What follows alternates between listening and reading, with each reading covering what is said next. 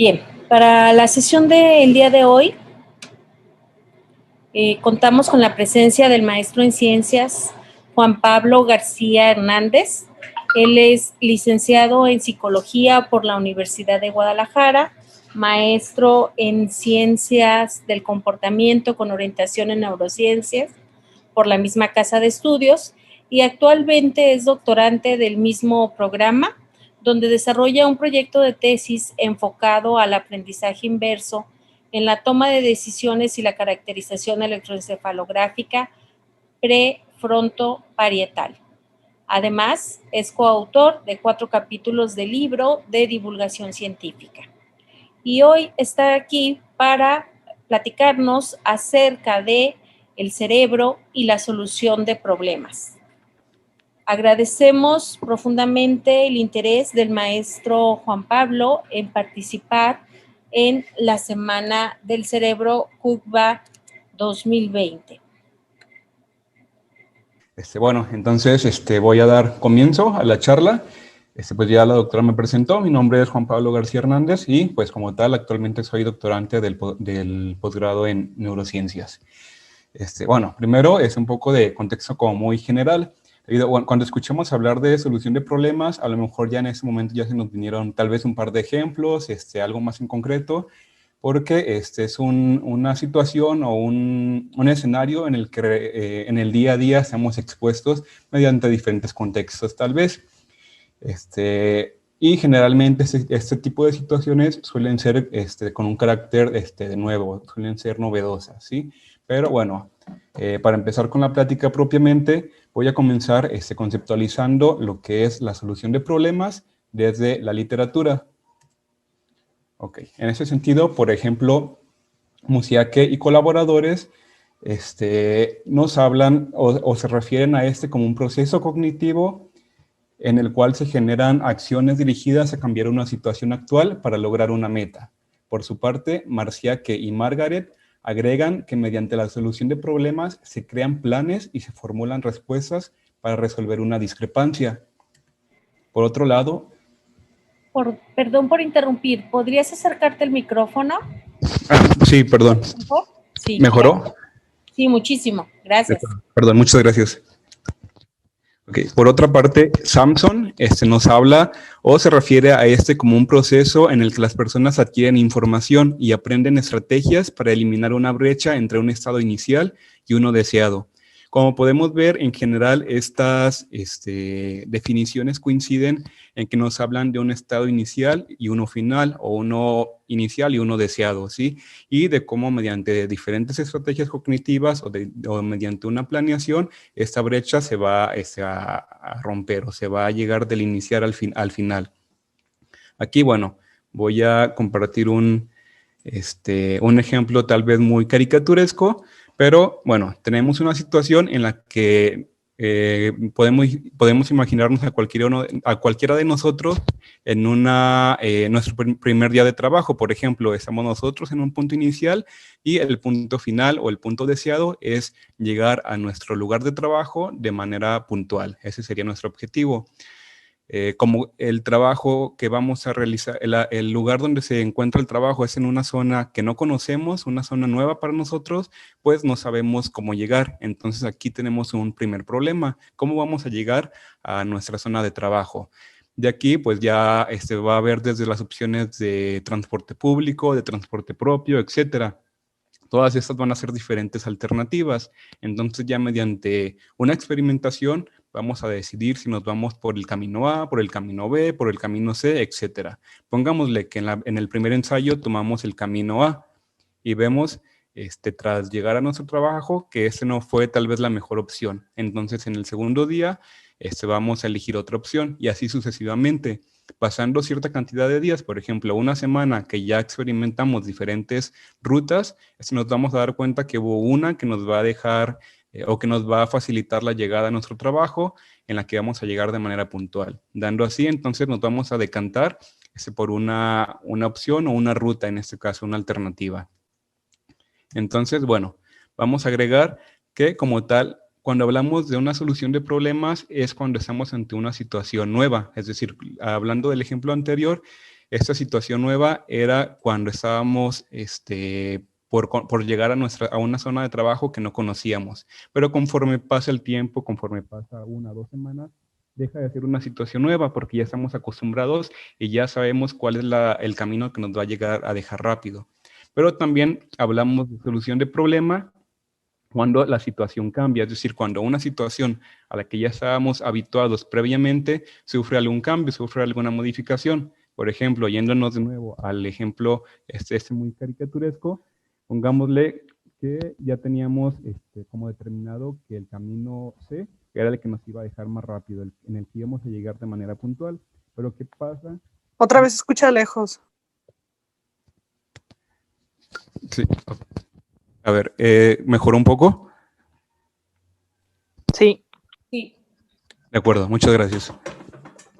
Ok, les comentaba, ¿qué pasa si cuando después de un cierto tiempo, ya llevamos, no sé, 3 meses en el trabajo y sucede que una calle está cerrada o hay una obstrucción en la calle que va a durar cierta cantidad de días? Entonces, aquí debemos de implementar una nueva respuesta con el objetivo de volver a lograr nuestra meta en curso. Entonces, en este sentido, tenemos que volver a experimentar alguna de las otras opciones para determinar cuál de estas nos va a ayudar a llegar a nuestro objetivo deseado. ¿Sí? Entonces, con esto me refiero a una situación nueva o a una situación que cambia. Y bueno, como vemos, hablar de solución de problemas, pues es una definición tal vez un tanto amplia, debido a que habla de un estado inicial, un estado final y de un procesamiento que nos va a ayudar a eliminar esta brecha entre ambos puntos, ¿sí? En ese sentido, diferentes autores han tratado también de conceptualizar qué debe de tener y qué no un paradigma o una definición para hablar de solución de problemas. Para empezar, nos refieren que la solución de problemas está dividida o tiene por lo menos 4 fases. Una primera fase conocida, una primera fase como una fase de entrada en la que vamos a percibir el problema y se va a comprender la situación. Una segunda fase de procesamiento en la que se van a generar y evaluar alternativas y seleccionar una solución de entre estas posibles alternativas. Una fase de salida que incluye la implementación de la solución, es decir, ya que tenemos las alternativas y seleccionamos alguna de estas, la implementación de la solución. Y una fase de revisión en la que se va a evaluar la solución, es decir, ya se plantearon las alternativas, se eligió una de estas y se va a evaluar si esta alternativa fue la mejor o no, para que en futuras situaciones saber si seguimos por este camino o elegimos una nueva respuesta. Además, bueno, en este caso también Thornton nos ha definido o ha establecido que entre los paradigmas o modelos de solución de problemas debe de existir uno o más de estas características que él pone. El primero es que en estos paradigmas se debe de identificar un problema que se puede esperar que ocurra comúnmente en la vida de los individuos. Es decir, que la experimentación o el paradigma simule algo que ocurre realmente en la vida del día a día de las personas. Se requiere que el solucionador de problemas genere alternativas o estrategias para realizar ese problema, para resolver ese problema dentro de esos paradigmas.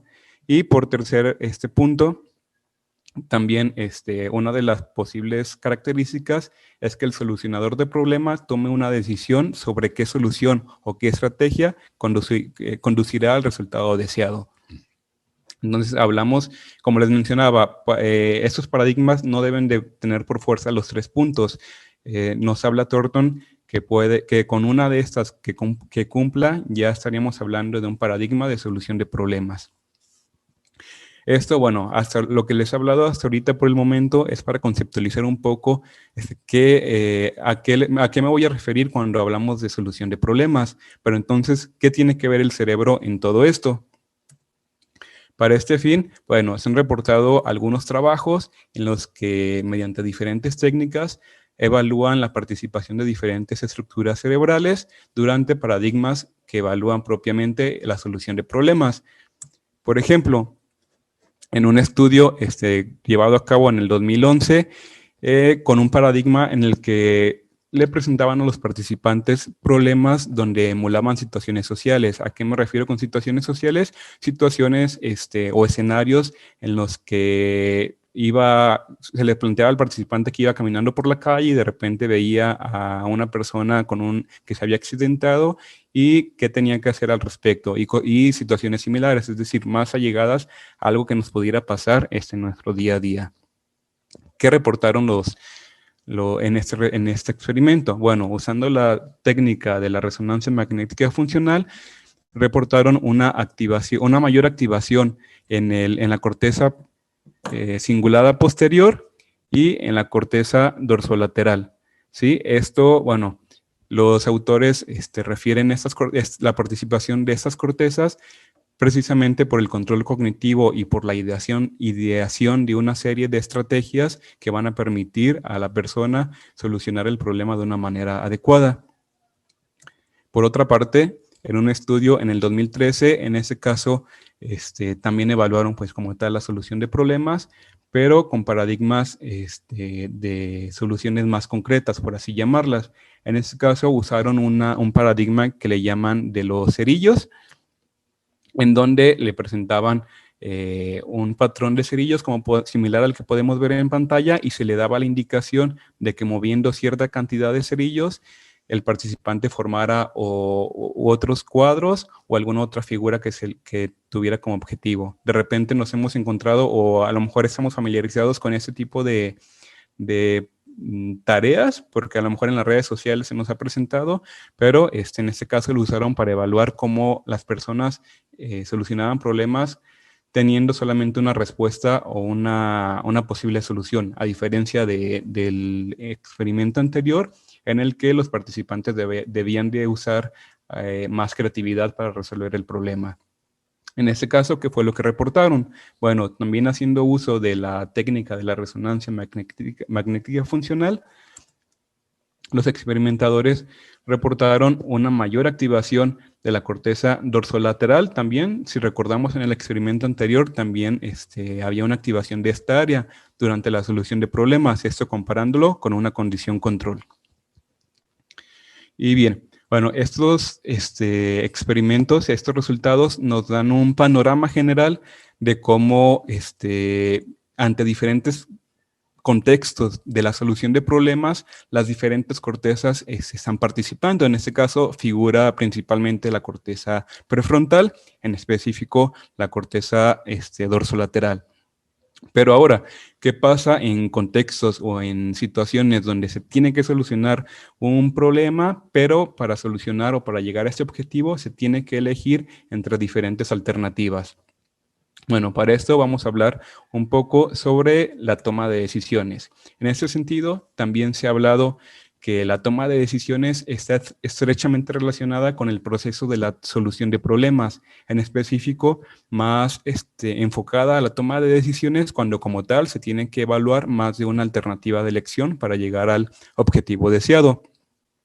También se ha hablado, bueno, que dentro de la solución de problemas se requiere de cierto procesamiento en serie, donde después de idear un plan, pues se tiene que elegir de manera consecutiva entre diferentes opciones.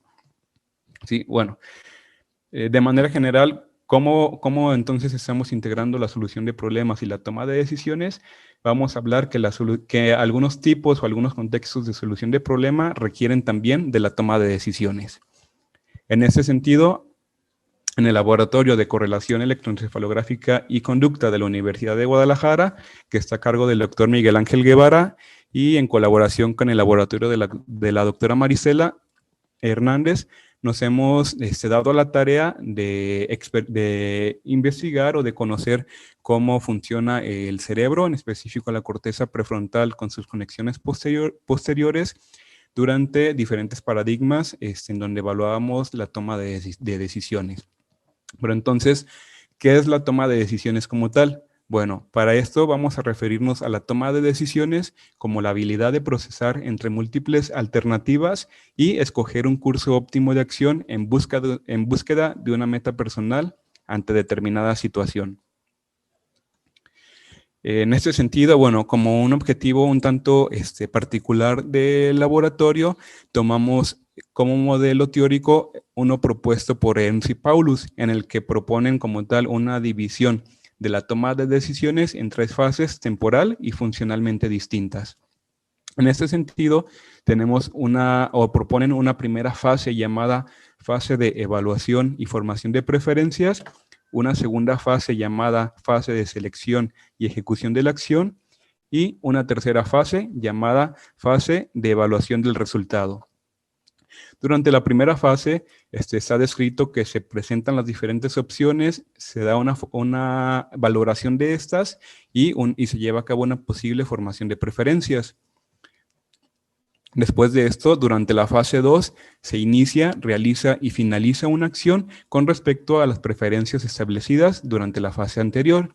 Y durante la fase 3, se obtiene un resultado como consecuencia de la selección anterior, se lleva a cabo una valoración de estas y se lleva a cabo también una posible actualización de las preferencias. Es decir, si después de la evaluación yo me doy cuenta que la elección que había tomado no me dio el resultado esperado, pues voy a en futuras ocasiones tratar de evitar decidirme por elegir esta y voy a experimentar o a ver qué resultado me dan las demás opciones. Entonces, en ese sentido, tomando este modelo teórico de la toma de decisiones, nos dimos a la tarea en el laboratorio de diseñar una tarea que nos permitiera evaluar cada una de las fases por separado dentro del proceso de la toma de decisiones. Esa tarea, bueno, se lo voy a platicar a continuación. Para diseñar esa tarea, tomamos primero 6 figuras, en este caso geométricas, que conformaron nuestro banco de estímulos. A cada una de estas figuras les asignamos un valor que va de 2 en 2 hasta llegar al 10. Así, con estas 6 figuras realizamos diferentes combinaciones de 3 figuras cada una de ellas. Así, cada combinación de 3 figuras en compañía de una de las 4 posibles instrucciones que vemos en la parte inferior, es decir, elige 1 o 2 figuras para conservar o elige 1 o 2 figuras para eliminar, es que estuvieron conformados los diferentes ensayos. A continuación, bueno, les explico un poco más a detalle para que quede más claro cómo es la tarea experimental. Ahora vemos en pantalla la secuencia de la tarea donde aparecen lo que corresponde a las fases de la toma de decisiones. Primero, tenemos una primera pantalla equivalente a la fase 1 de la toma de decisiones. Recordemos que la fase 1 es la fase de evaluación y formación de preferencias. Entonces, en este sentido, le presentamos al participante durante 4 segundos una de las posibles combinaciones de 3 figuras, con el objetivo de que, el participante vea estas figuras, haga una valoración de estas y posiblemente alguna formación de preferencias, ¿sí? Pasado esos 4 segundos, aparece una de las 4 posibles instrucciones. Por ejemplo, elige una imagen para conservar, ¿sí? Esto ya equivale a la fase 2 de la toma de decisiones, es decir, a la fase de selección y ejecución de la acción, donde el participante como tal tiene que leer la instrucción y acatar la orden para así ejecutar la acción, ¿sí? Entonces, después de que vieron las figuras, el participante lee la instrucción y decide elegir, por ejemplo, el círculo. Elige el círculo, termina esta fase y aparece una tercera pantalla equivalente a la tercera fase de la toma de decisiones. Recordamos, la fase 3 de la toma de decisiones es la fase de evaluación del resultado.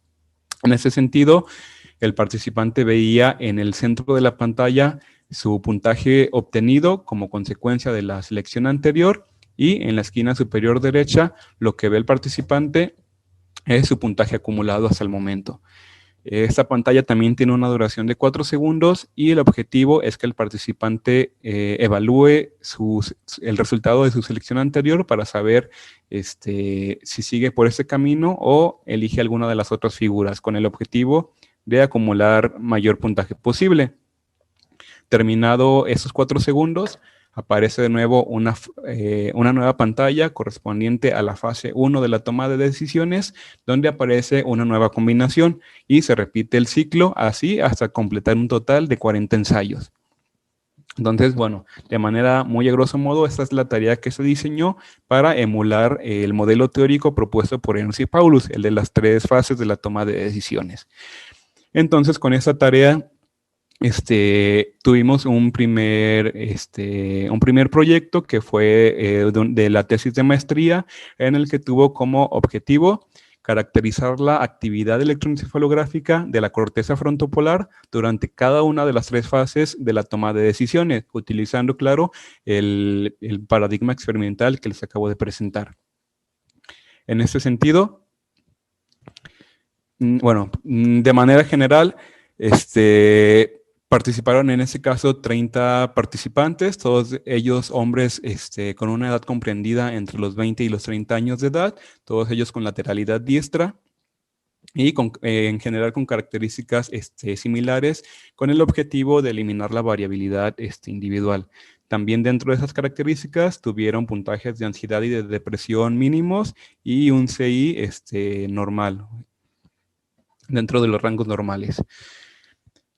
Dentro del diseño experimental, bueno, el participante, una vez que llegaba al laboratorio, se le daban las pruebas a contestar, se le daba la carta de consentimiento informado y se le colocaban los electrodos en áreas de nuestro interés. En este caso, para fines del proyecto, pues estuvimos enfocados como tal en áreas frontopolares, es decir, en la parte más anterior del lóbulo prefrontal. Y realizaba un total de 40 ensayos de la tarea previamente mencionada, en la que el participante se habituaba a la tarea y relacionaba los valores de cada una de esas figuras. Terminados los 40 ensayos, le aplicábamos una segunda fase, un segundo bloque también de 40 ensayos, que fue tal cual nuestra condición experimental, en la cual registramos la actividad electroencefalográfica de cada una de las 3 fases para posteriormente analizarlas. ¿Qué fue lo que obtuvimos de este estudio? Bueno, obtuvimos que en la fase 1 de la toma de decisiones, bueno, algo se me había pasado a mencionarles, como tal, para cumplir el objetivo, pues hicimos uso de la técnica del electroencefalograma. En ese sentido, mediante esta técnica, obtuvimos parámetros de potencia absoluta. ¿Qué nos dice la potencia absoluta? A grandes rasgos nos habla de la activación de las regiones registradas, en este caso de las áreas frontopolares. Entonces, bueno, ya con esto, ¿qué fue lo que obtuvimos como resultado? Obtuvimos que durante la fase 1 hay una mayor activación de la corteza frontopolar, tanto izquierdo como derecho, para la banda alfa 2. Esta banda pues ha sido relacionada en la literatura principalmente con la memoria semántica, por lo que creemos que durante la fase 1 de la toma de decisiones, esa actividad se debe al procesamiento de la memoria semántica que el participante lleva a cabo previo a tomar la decisión. Durante la fase 2, por otro lado, encontramos una mayor potencia absoluta de la corteza frontopolar izquierdo para la banda gamma. Esta banda se ha relacionado al procesamiento que requiere cierto grado de dificultad. En ese sentido, nosotros creemos que la actividad correspondiente a esta fase se debe al procesamiento que el participante está llevando a cabo previo a elegir una de las posibles opciones. Y por último, en la fase 3, encontramos una mayor potencia absoluta de la banda delta, de la banda teta y de la banda alfa 2 para la corteza frontopolar derecho. Esta actividad, en específico la actividad de la banda delta y teta, se ha relacionado con el procesamiento emocional de diferentes tipos de estímulos, por lo que creemos que al estar presente esto durante la fase 3 es debido a la valoración del resultado que el participante está teniendo. También, además de la potencia absoluta, obtuvimos índices de correlación electroencefalográfica. ¿Qué nos dice la correlación electroencefalográfica? Bueno, mediante este índice, nosotros estamos obteniendo una aproximación de qué tanto están participando en conjunto 2 áreas diferentes. En este caso, al hablar de la correlación interhemisférica, estamos refiriéndonos a qué tanto está participando en conjunto la corteza frontopolar izquierdo junto con la corteza frontopolar derecho.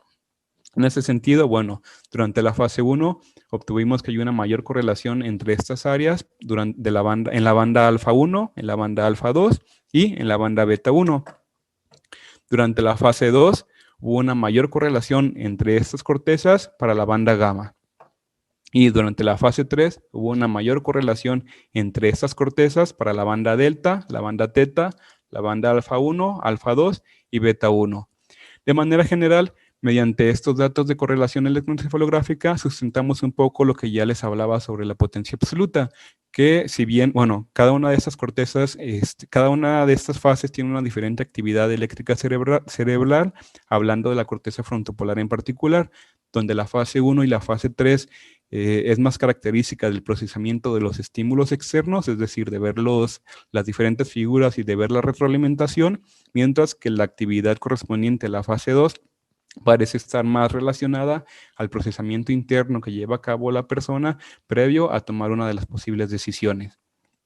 De manera general, que la conclusión a la que llegamos pues es esta, que la corteza frontopolar tiene una diferente participación electroencefalográfica durante cada fase de la toma de decisiones, siendo la 1 y la 3 más relacionada al procesamiento externo y la 2 más hacia el procesamiento interno. Después de ese estudio, bueno, se planteó un segundo proyecto, también tesis de maestría, en este caso de una compañera, de Alejandra Iribe, que tuvo como objetivo comparar los parámetros electroencefalográficos de la corteza prefrontal y parietal ante el reforzador y el castigo durante una tarea de toma de decisiones. Esto, bueno, en parte surgió porque en la literatura había cierta discrepancia sobre el procesamiento o las áreas involucradas cuando se recibe un reforzador y cuando se recibe un castigo. Entonces, en ese sentido, haciendo uso de la misma tarea que ya les describí de toma de decisiones, se llevó a cabo dos condiciones, una para evaluar el reforzador y una para evaluar el castigo. Sin embargo, la tarea tuvo una pequeña modificación. Recordemos, la fase 1, el participante ve una de las combinaciones. La fase 2 aparece una de las instrucciones donde el participante debe de elegir una de ellas. Y la fase 3, que es la de evaluación del resultado, fue la que cambiamos, la que se cambió un poco para que cumpliera con el objetivo de la tarea. En este caso, en vez de recibir un puntaje como tal, el participante recibía monedas virtuales, como podemos ver en pantalla. Cuando la selección de las figuras previas era la más alta posible, el participante obtenía 3 monedas. Cuando era la intermedia, el participante recibía solo 2 monedas, y cuando recibía la respuesta era la menor posible o la de menor puntaje, el participante solamente recibía una moneda. Las condiciones de recompensa y de castigo difirieron, bueno, ambas tenían un punto inicial de 100 ensayos, con la diferencia de que en la de recompensa, cada que el participante acumulaba 5 monedas, se le disminuía un ensayo. Por ejemplo, juntó 5 monedas, ya tiene 99. Otras 5 monedas ya tenía 98 ensayos, y así sucesivamente. Mientras que en la condición de castigo, cada que sumaba 3 monedas, el participante aumentaba un ensayo, es decir, sumó 5 monedas, ya tiene 101 ensayos, sumó otras 5 monedas, ya tiene 102 ensayos, y así sucesivamente. Por lo que en la condición de recompensa, el participante debía de elegir las opciones que le dieran 3 monedas, porque esto lo iba a lograr que alcanzara su meta deseada, y en la de castigo, su respuesta debía de estar más cerca de elegir las de una sola moneda para que no le siguieran aumentando los ensayos. Y, ¿qué fue lo que se obtuvo de este estudio? Primero, bueno, se compararon parámetros conductuales, tanto las respuestas correctas como el tiempo de reacción.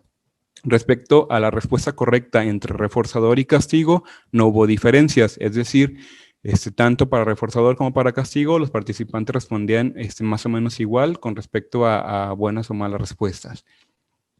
Pero por otro lado, con respecto al tiempo de reacción, ahí sí fue donde hubo diferencias, siendo que durante la condición de reforzador, los participantes respondían más rápido respecto a la condición de castigo. Esto probablemente por el diferente tipo de procesamiento que el participante llevaba a cabo durante cada una de las condiciones, así también como probablemente, como se ha reportado en la literatura, para evitar hasta cierto punto el castigo. Entonces, por eso, de una u otra manera, creemos que el participante tardaba en responder.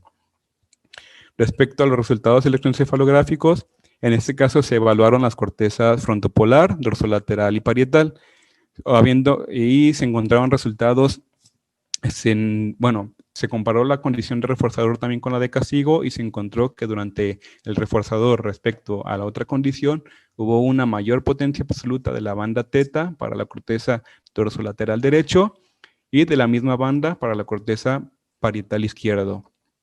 Esta banda se ha relacionado, como les mencionaba previamente, al procesamiento emocional, por lo que creemos que en ese sentido el estar recibiendo ese reforzador respecto a castigo les causaba cierta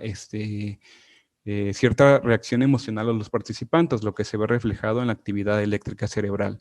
Así también, respecto a la correlación electroencefalográfica, en la condición de reforzador respecto a la condición de castigo, hubo una mayor correlación de esta entre áreas frontopolares para la banda beta 1, beta 2 y gamma, para la banda delta entre las cortezas dorsolaterales izquierda y derecha, y para la corteza parietal izquierdo y parietal derecho hubo una mayor correlación para la banda beta 2. Esto lo que nos está indicando hasta cierto punto es que en efecto el procesamiento que se lleva a cabo durante una condición de reforzador es diferente que el que se lleva a cabo durante una condición de castigo, dando evidencia que los sustratos neurales de cada una de esas condiciones sí es diferente. Y bueno, una conclusión general de ese estudio es que el tipo de retroalimentación, ya sea de reforzador o de castigo, afecta la activación de estructuras prefrontales y parietales. Ok, bueno, hasta el momento son 2 de los estudios que se han llevado a cabo en ese sentido en esta línea de investigación.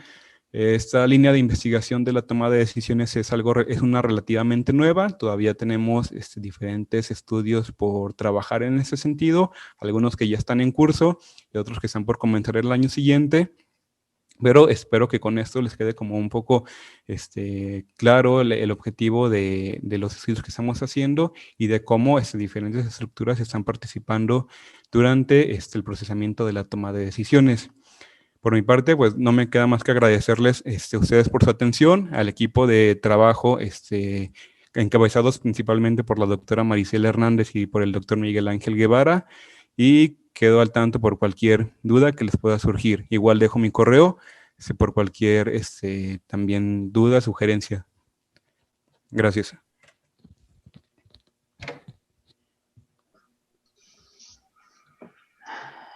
Muy bien, agradecemos la participación maestro Juan Pablo y pues quedamos abiertos a las preguntas, las pueden escribir en el chat por favor o bien pueden levantar la mano y tomar el micrófono.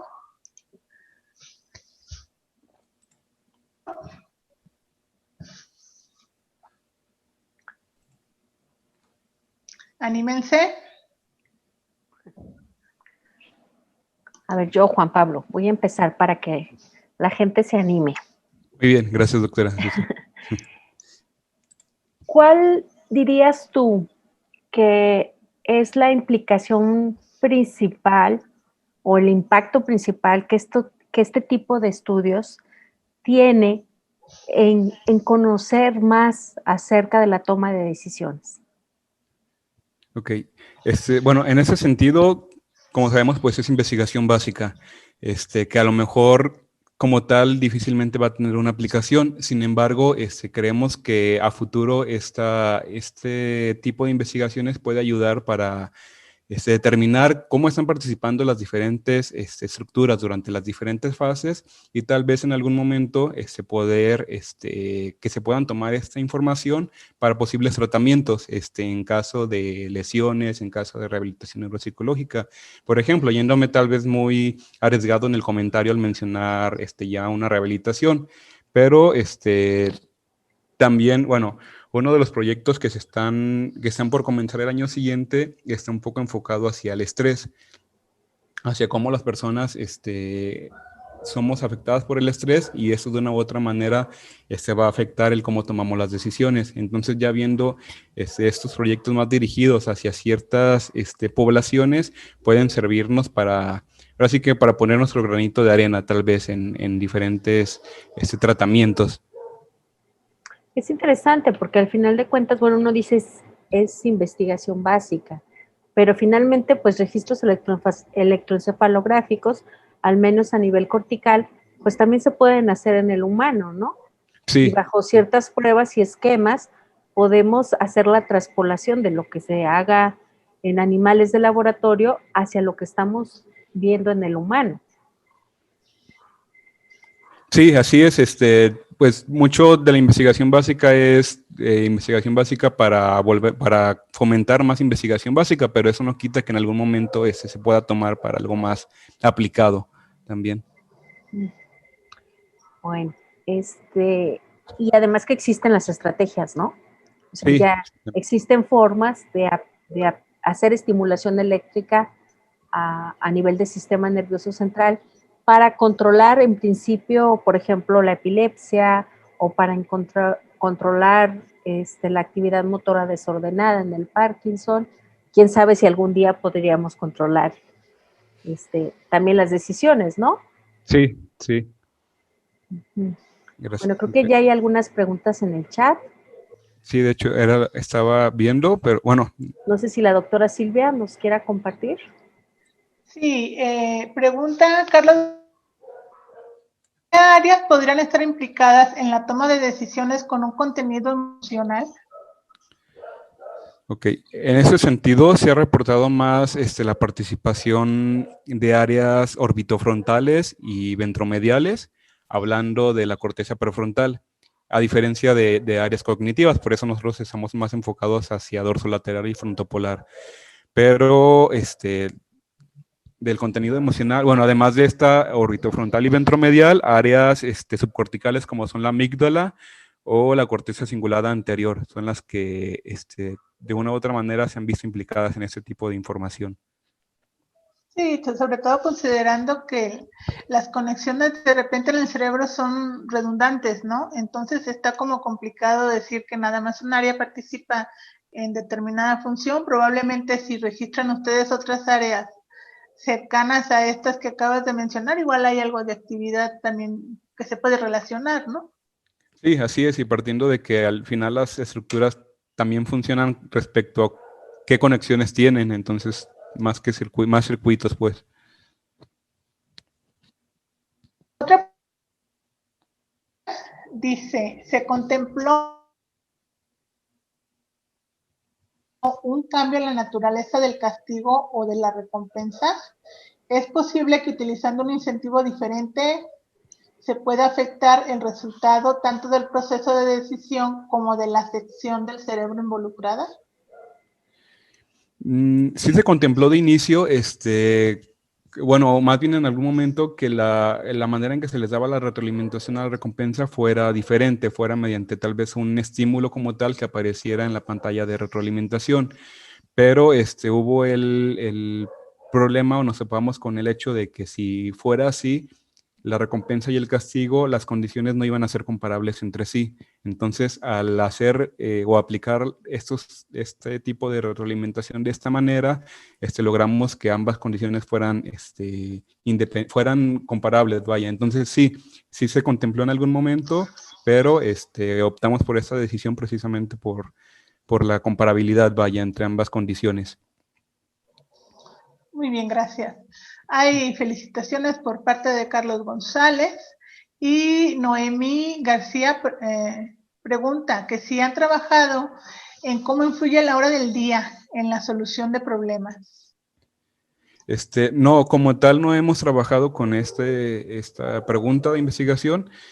Sin embargo, bueno, hablando de los trabajos de laboratorio, sí tratamos de controlar la hora del día, es decir, que todos los registros se realicen en un periodo entre las 9 y las 9 de la mañana y las 2 del día, para también tratar de eliminar la variabilidad entre entre la hora en que ya es más tarde, ya hay ciertas hormonas que están interviniendo, ya es más temprano, etcétera. Entonces, no hemos trabajado en ese sentido, pero sí tratamos de controlar esta variable dentro de sus proyectos. Pues que los animales con los que luego regularmente trabajamos, son muy nocturnos, ¿no? Entonces es probable que sí haya, pues a lo mejor no alteraciones, pero sí cambios en la actividad que se activa. Esta actividad que tú registras es posible si lo registraras, por ejemplo, a las 6, 7 de la tarde, cuando ellos empiezan su actividad normal. Hablando de modelo animal, ¿se refiere? Sí. Sí, bueno, partiendo de que las fluctuaciones hormonales son diferentes a lo largo del día, yo creería o esperaría que sí hubiera cambios si se registran a diferentes rangos de horas, vaya, precisamente por eso, por las fluctuaciones hormonales. Sí, probablemente sí. Pues hay varias personas que te felicitan por tu charla, muy interesante. ¿Alguna otra pregunta que tengan el auditorio? Una que acaba de surgir aquí de Viridiana Cervantes. ¿No están trabajando con reloj inverso? O sea, que los animales tengan su horario inverso al de nosotros. Bueno, pues es sobre la misma temática. Ajá, no, bueno, del reloj inverso tampoco, recordando, a lo mejor no hice tanto hincapié en el hecho, pero son modelos, no son modelos animales con los que estamos trabajando en estos proyectos en específico de toma de decisiones. En este caso son con ambos experimentos que presenté, son directamente con humanos, entonces no trabajamos con el reloj inverso en ese sentido. Pues sería interesante también. Otra pregunta de Javier Alfaro, dice, muy interesante el tema. En una persona que sufrió de amnesia, ¿cómo sería el comportamiento en la toma de decisiones si se le llegara a presentar una situación similar a una que vivió anteriormente, mas no la recuerda? Ok. Depende, bueno, yo creo que va a depender mucho del tipo de amnesia. Sabemos que creo que la grande división de la amnesia es la anterógrada y la retrógrada, y en ese sentido no ambas se ven afectadas por los mismos tipos de memoria. Cuando hablamos de memoria a corto plazo, me parece que no tendría por qué haber afectaciones en la ejecución tal cual de la toma de decisiones, debido a que ese procesamiento no se está viendo afectado propiamente. Pero no te sabría contestar a ciencia cierta, honestamente. Desconozco un poco del tema sobre la amnesia. Muy bien. ¿Alguna otra pregunta adicional para el maestro Juan Pablo? No sé si alguno de los doctores, la doctora Marisela o el doctor Miguel Ángel, que participan en estos proyectos, quieran aportar o comentar algo.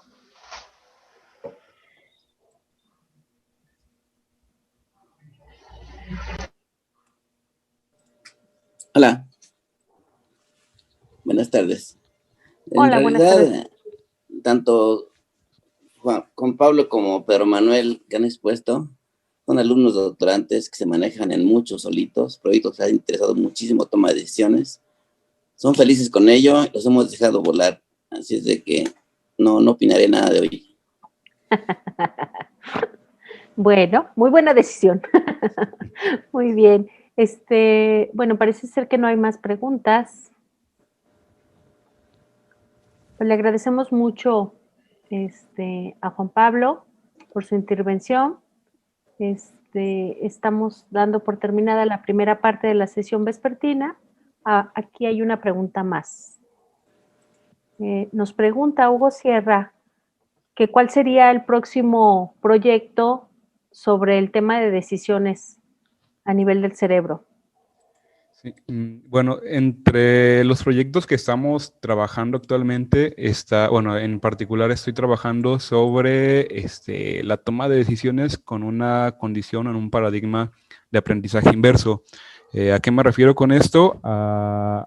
una condición en la que el participante debe de volver a realizar una nueva asociación, es decir, realiza 40 ejercicios de esa tarea en la que asocia mediante ensayo y error cada una de estas figuras, otros 40 ensayos en la que el participante refuerza estas asociaciones ya realizadas, y una tercera condición en la que sin previo aviso los valores de cada una de las figuras va a cambiar. Entonces partimos de que el participante ya tenía una respuesta bien establecida y de repente tiene que detectar esos cambios en las nuevas asociaciones para implementar una nueva respuesta.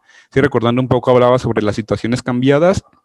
Entonces es uno de los proyectos en los que estamos trabajando, que hace referencia como tal al aprendizaje inverso. Y un poco de la mano habla también sobre flexibilidad cognitiva, es decir, la capacidad de adaptarnos a estos cambios en el entorno. Entonces es uno de los trabajos que tenemos actualmente en el laboratorio. Tal vez más a futuro seguir indagando la participación diferencial entre la corteza frontopolar y la corteza dorsolateral, ya que muchas veces se ha reportado como una estructura homogénea, pero pues no es así. Son dos estructuras que tienen sus funciones pues hasta cierto punto determinadas, y tal vez podríamos ir un poco más hacia esta parte, hacia la diferenciación entre estas dos estructuras dentro de la toma de decisiones, claro.